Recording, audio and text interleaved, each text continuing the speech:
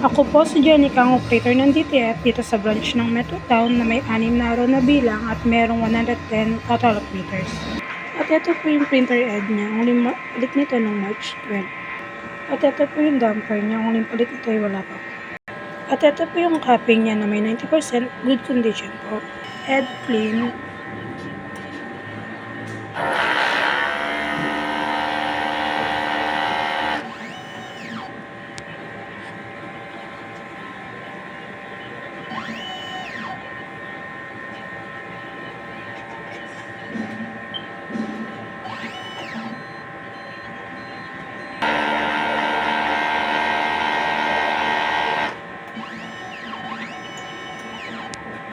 After it, limpasan natin ang wiper. Hazard check.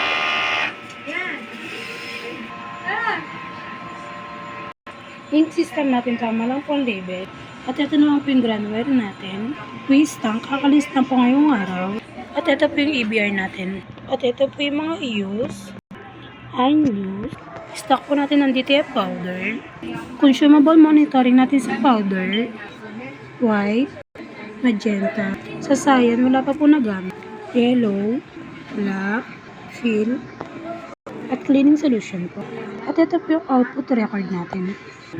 At ito po yung DTF monthly maintenance checklist po natin. Salamat po.